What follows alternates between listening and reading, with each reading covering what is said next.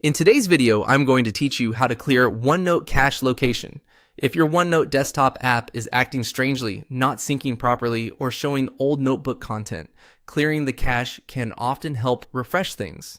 In this walkthrough, I'll show you exactly how to find the OneNote cache folder on your Windows computer and remove its contents safely. To begin, open your notebook in the OneNote desktop app.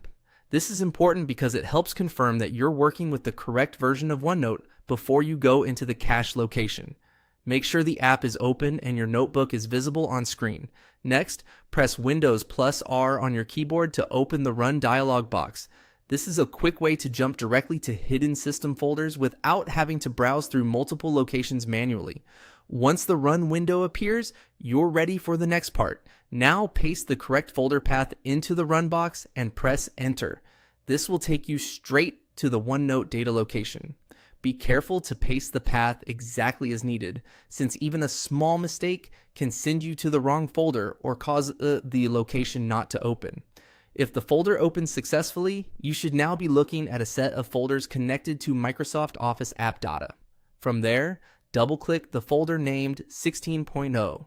This folder is commonly associated with newer Microsoft Office versions, including OneNote. Opening it takes you one level deeper toward the cache files we want to clear. After that, double-click the folder named Cache. This is the location where OneNote stores temporary local data. These files help the app load and sync information more efficiently, but over time they can sometimes become outdated or corrupted, which may lead to performance or syncing issues. Once you're inside the cache folder, delete its contents. Focus on removing the files and folders inside the cache folder rather than deleting the cache folder itself.